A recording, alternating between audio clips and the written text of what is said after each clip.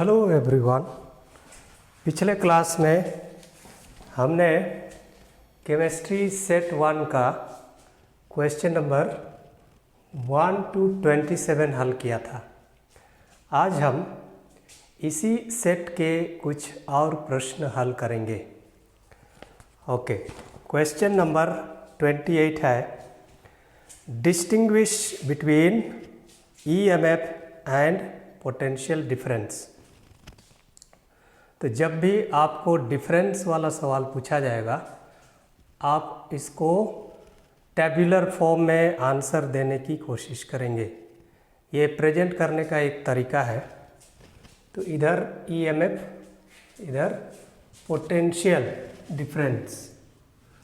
Okay, 2 number का सवाल है, आप कम से कम 2 अंतर लिखिएगा। तो यहाँ मैं 3 अंतर आपको दे रहा हूँ।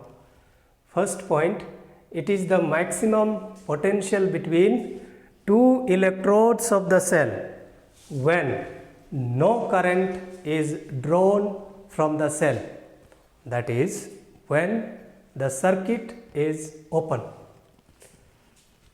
Potential difference, it is the difference of potential between any 2 points in a closed circuit.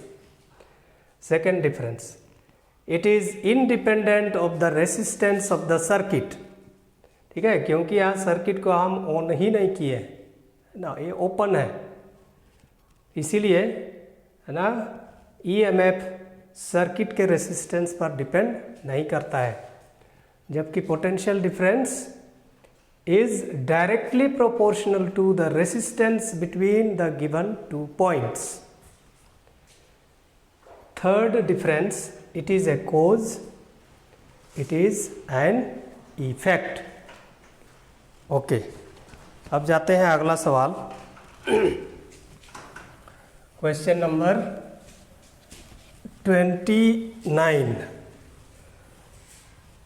Right the type of colloid and dispersion medium of paint.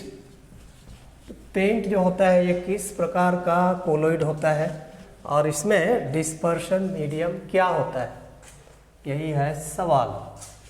ठीक है, तो पेंट जो होता है वो होता है सोल, जिसमें डिस्पर्स्ड फेज सॉलिड होता है और डिस्पर्शन मीडियम लिक्विड होता है। तो वैसा कोलोइडल सॉल्यूशन जिसमें डिस्पर्स्ड फेज सॉलिड होता है और डिस्पर्शन मीडियम लिक्विड होता है, उसको बोलते हैं सोल।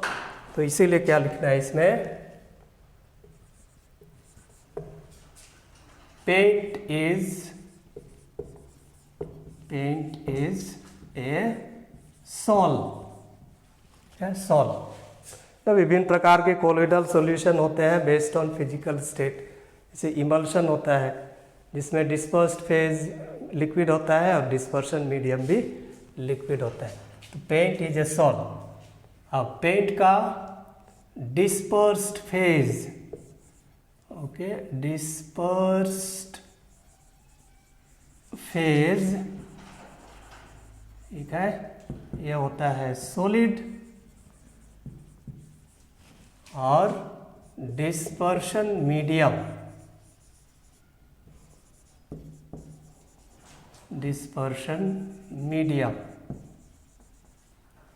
ये होता है लिक्विड। ठीक है, इतना लिख दीजिएगा, पूरा नंबर मिल जाएगा। Question number 30, what is Raoult's law.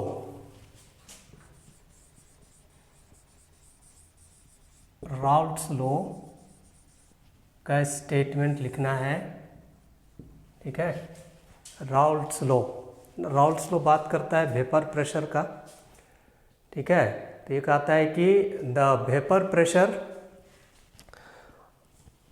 Of a particular component in a solution at a given temperature is equal to the product of its mole fraction and its vapour pressure in pure form.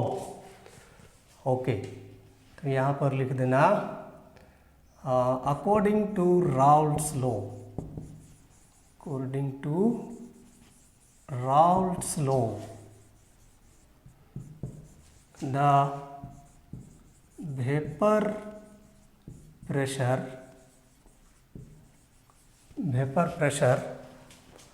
of a particular component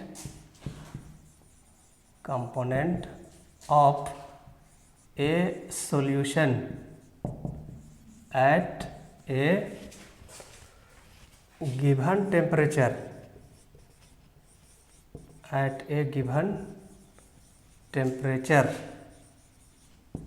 is equal to the product of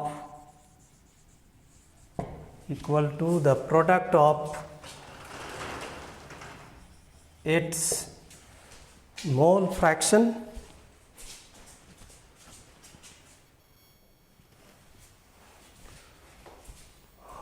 equal to the product of its mole fraction and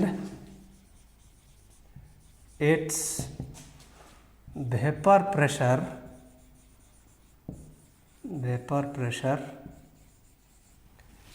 in pure form.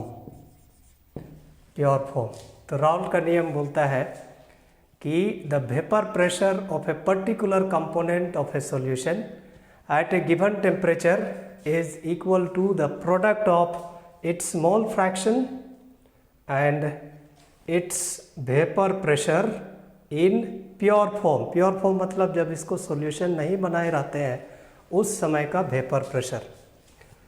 Okay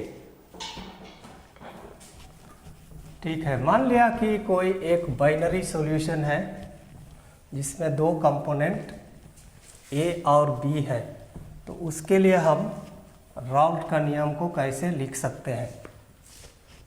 okay, for a binary solution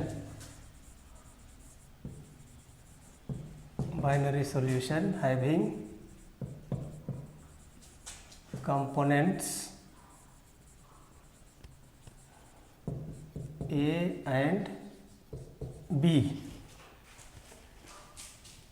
vapor pressure of A is equal to mole fraction of A into vapor pressure of A in its pure form, where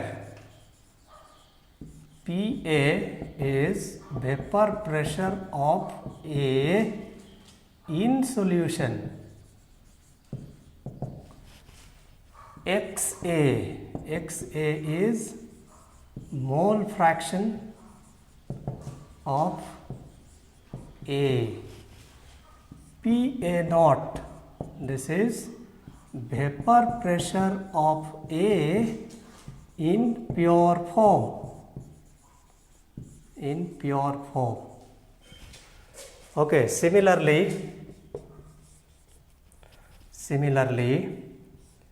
vapour pressure of B बराबर होगा XB into PB not.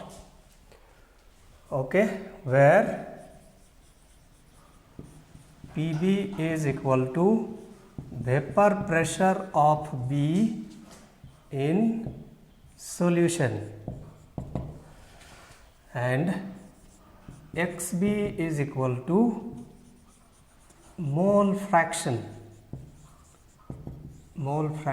of B। Okay, PB not ये है vapour pressure of B। तो component ए का कोई solution है जिसमें दो कंपोनेंट है ए एंड बी, मतलब एक सोल्यूट है और एक सॉल्वेंट है। तो ऐसी स्थिति में वेपर प्रेशर ऑफ ए इसको लिखेंगे PA equal to XA into PA naught, ठीक है, and PB equal to XB PB naught, ठीक है। मोल फ्रैक्शन आप जानते हैं XA बराबर होगा number of moles of A by number of moles of A plus number of moles of B. ठीक वैसा ही मोल फ्रैक्शन ऑफ बी बराबर होगा number of moles of B by number of moles of A plus number of moles of B.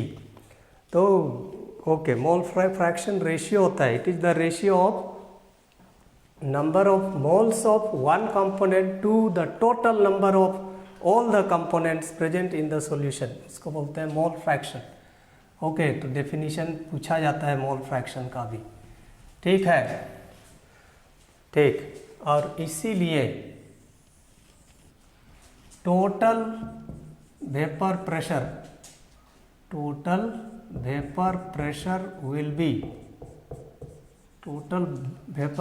will be P total equal to PA plus PB, और P total will be equal to XA into PA naught plus XB into PB naught। ठीक है, इतना लिखना। ठीक है, okay, तो ये हो गया Raoult's law. Okay, Raoult's law.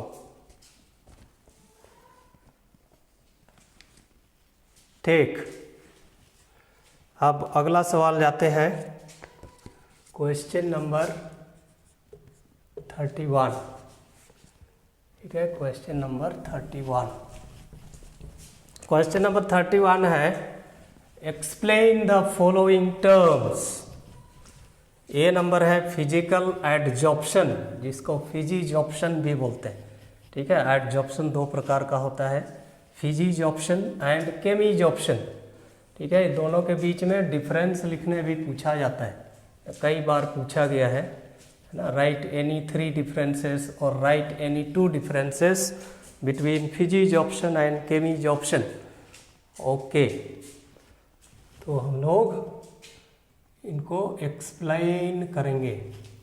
तो ए नंबर है physical adsorption. Physical adsorption, physical adsorption. Okay, तो एडजॉर्प्शन में हम 2 टर्म यूज करते हैं। इनका आंसर से पहले ये इसको फिर से रिकॉल कर लेते हैं। ठीक है, एक होता है एडजॉर्बेट, एडजॉर्बेट और एडजॉर्बेंट। ठीक है, एडजॉर्बेट एंड एडजॉर्बेंट। एडजॉर्बेंट होता है वही पदार्थ जो किसी सतह पर, जिसको एडजॉर्बेंट बोलते हैं, वहाँ पर एडजॉर्ब्ड होता है, उसको बोलता है एडजॉर्बेट। एडजॉर्बेंट वह सतह जिस पर एडजॉर्बेट एडजॉर्ब्ड होता है। ठीक है, उसको एडजॉर्बेंट बोला जाता है। जैसे gas, any gas adsorbed on a metal surface, metal surface. किसी मेटल का सरफेस में कोई गैस एडजॉर्ब्ड है तो एडजॉर्बेट हो जाएगा गैस, एडजॉर्बेंट हो जाएगा मेटल सरफेस। ठीक है, तो एडजॉर्प्शन में ये 2 टर्म हम यूज करते हैं। ओके, ठीक है, अब हम परिभाषित करेंगे फिजिकल एडजॉर्प्शन क्या होता है। ओके, ठीक है, physical adsorption is that adsorption in which adsorbate molecules are adsorbed on the surface of adsorbent by a weak van der Waals forces, very weak van der Waals forces। Okay, तो इसको भी हम define कर लेते हैं। the adsorption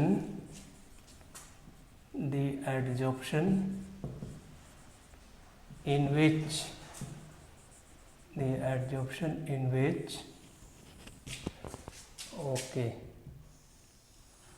which the molecules of adsorbate are adsorbed adsorbed on the surface of adsorbent by weak van der Waals forces. Van der Waals forces is known as physical adsorption. Physical adsorption, ठीक है। फिर इसका एक दो characteristic लिख सकते हो। It is not specific, ये स्पेसिफिक नहीं होता है। नॉट स्पेसिफिक मतलब कोई भी गैस किसी भी सॉलिड पर कुछ ना कुछ हद तक एड्जॉर्ब्ड होता है, ठीक है। And here no surface compound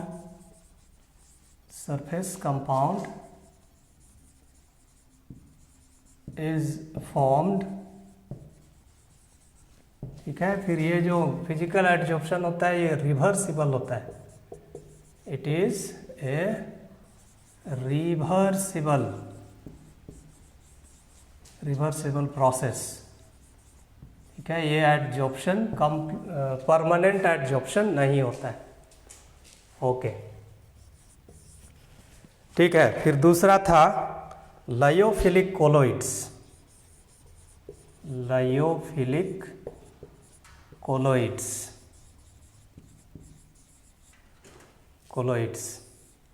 तो based on affinity between adsorbate and adsorbent, there are two types of colloids, lyophilic and lyophobic. Lyophilic colloids वैसे कोलोइड्स होते हैं जिसमें the adsorbate molecules have a great affinity for the adsorbent. Okay, ठीक है, इसको भी लिख लेते हैं।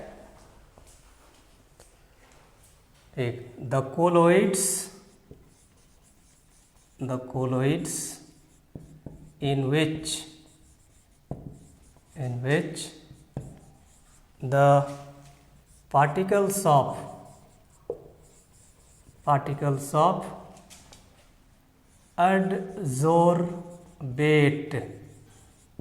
adsorbate have a great affinity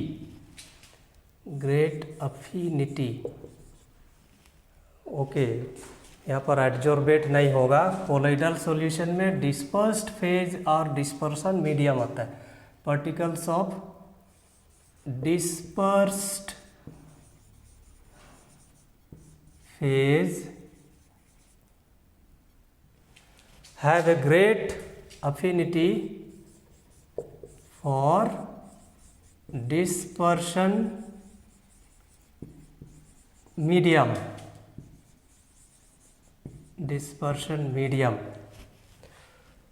okay are known as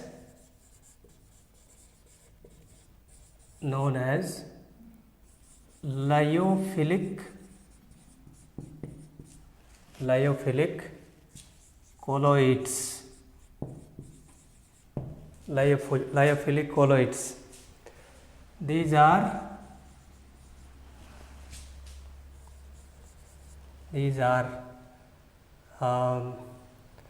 mostly prepared from organic materials,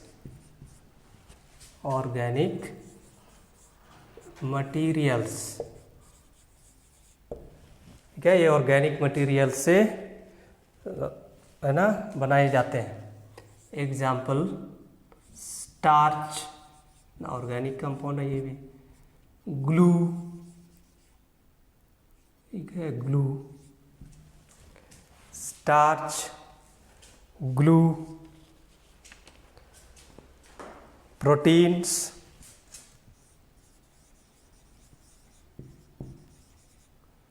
gums etcetera. Okay, तो कोलोइड्स में भी दो टर्म होता है, colloids, dispersed phase and dispersion medium. ठीक है, ये किसी कोलोइड का वह भाग होता है, वह कंपोनेंट होता है डिस्पर्स फेज जो कम मात्रा में होता है, और जो डिस्पर्शन मीडियम में डिस्पर्स्ड होता है। और डिस्पर्शन मीडियम कोलोइड का वह कंपोनेंट होता है जो अधिक मात्रा में होता है। ठीक है, जिसमें डिस्पर्स्ड फेज डिस्पर्स होता है, इसको बोलते हैं डिस्पर्शन मीडियम।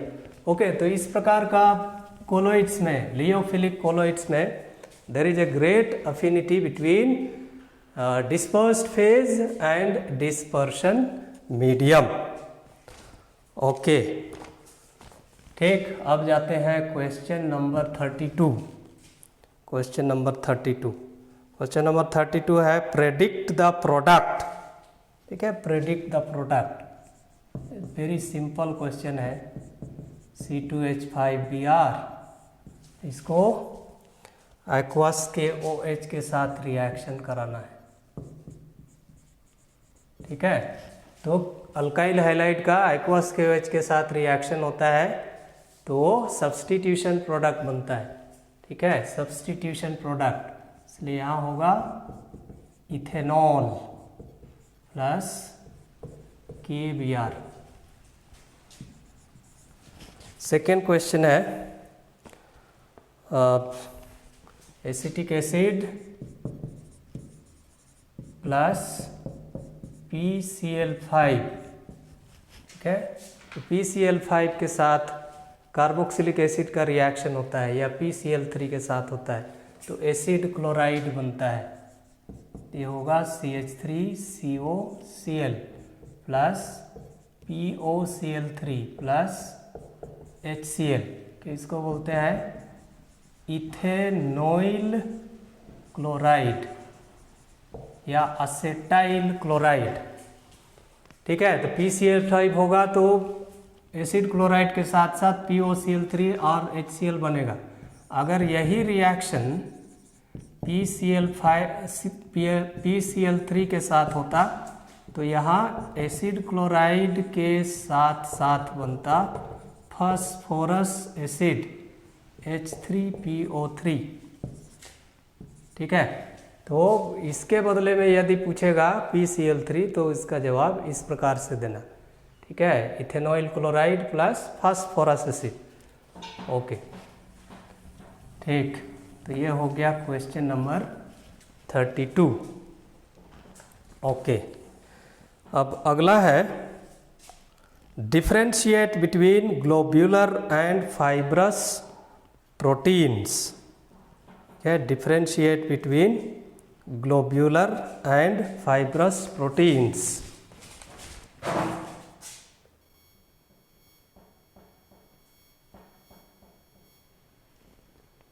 ओके, अगला सवाल question number 33, differentiate between globular and fibrous proteins. तो यहाँ भी डिफरेंस पूछ रहा है, इसलिए आप इसको भी टेबुलर फॉर्म में लिखेंगे। Okay, globular proteins, fibrous proteins. तो जानते हैं प्रोटीन्स पॉलीमर्स होते हैं, polymers of alpha amino acids. Okay, in which amino acid units are linked by peptide bonds. Peptide bond से ये जुड़े होते हैं। तो यहाँ पर ग्लोब्यूलर प्रोटीन्स में जो पॉलीपेप्टाइड चेन्स होते हैं, these are arranged as coils, है ना, अरेंज्ड एज कोइल्स, इस प्रकार से अरेंज्ड एज कोइल्स। और यहाँ the polypeptide chains run parallel to each other, ये एक दूसरे के पैरेलल जाते हैं। Okay, run parallel to each other. Second point, they have spherical shape, इनका जो शेप होता है वो स्फेरिकल होता है और इनका होता है धागे के जैसा स्ट्रक्चर होता है। They have thread like structure. अगला डिफरेंस है जो ग्लोब्यूलर प्रोटीन्स होते हैं ये जल में घुलनशील होते हैं, they are soluble in water. Example है हीमोग्लोबिन, ना मायोग्लोबिन, ये सब ग्लोब्यूलर प्रोटीन का एग्जाम्पल है। इधर they are not soluble in water, ये पानी में घुलनशील नहीं होते हैं। Example keratin in skin, nails, feathers, horns etcetera. Okay, तो ये पानी में घुलनशील नहीं होता है। नहीं तो क्या होता है, जब जब हम नहाते हमारा स्किन, हमारा नाखून, ठीक है, हमारा बाल, ये सब घुल जाता है, पानी में घुल जाता है। ठीक है, ओके। तो ये हो गया difference between globular proteins and fibrous proteins. Okay okay, next सवाल है explain the term copolymerization. Explain the term copolymerization and give one example. Copolymerization को एक्सप्लेन करना है, एक एग्जाम्पल देना है। ओके, ठीक है। Question number 35, कोपोलीमराइजेशन।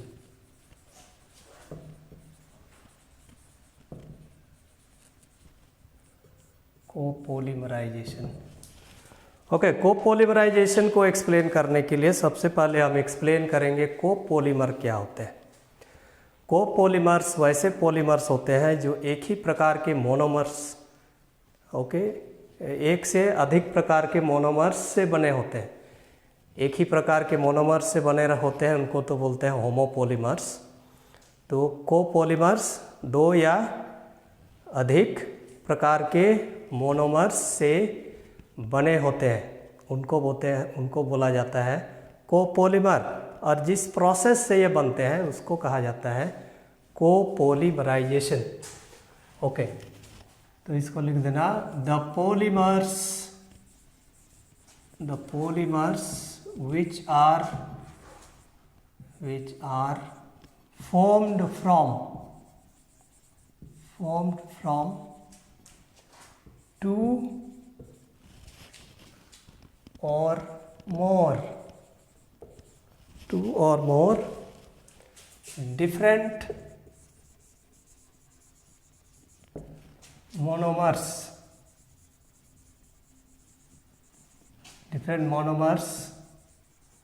are known as copolymers.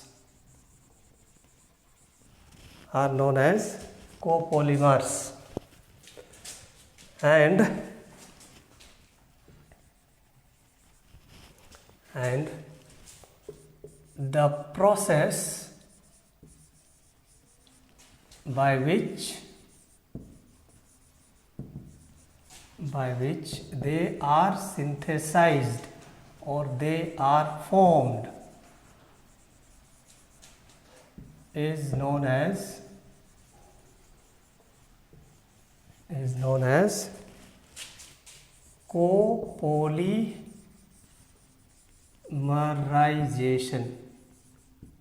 कोपोलीमराइजेशन। क्या इसका बेस्ट एग्जाम्पल है नाइलॉन 6,6।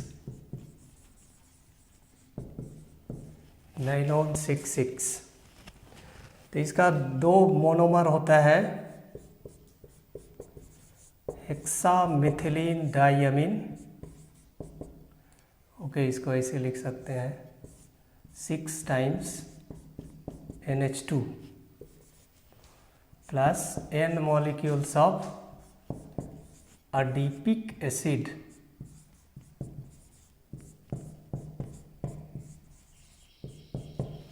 ओके।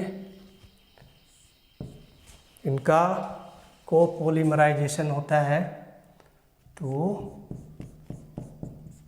नाइलॉन 6,6 बनता है, CH2 6 times NH, NH, okay, CO, CH2 4 times CO N plus NH2O। तो ये है हेक्सामेथिलीन डाइअमीन। हेक्सामेथिलीन डाइअमीन, ठीक है। एक साल पूछा था write the monomers of nylon 6,6, तो लिख देना hexamethylene diamine and adipic acid. Adipic acid. Hexane 1,6 dioic acid को बोलते हैं एडिपिक एसिड। ये हो गया नाइलॉन 6,6। Nylon 6,6 okay. तो इसको बोलते हैं अमाइड लिंकेज, और इसीलिए ये पॉलीअमाइड भी है, ठीक है। बेस्ड ऑन लिंकेज दो प्रकार का पॉलीमर होता है, ठीक है, पॉलीअमाइड्स एंड पॉलीएस्टर्स। तो ये आता है पॉलीअमाइड के अंतर्गत। पॉलीएस्टर में आता है टेरिलीन, ओके, टेरिलीन, ठीक है। तो कोपॉलीमराइजेशन में ऐसा इसको परिभाषित कर लेना और एक एग्जाम्पल दे देना, ओके, ठीक है। इतना ही, बाकी अगले क्लास में।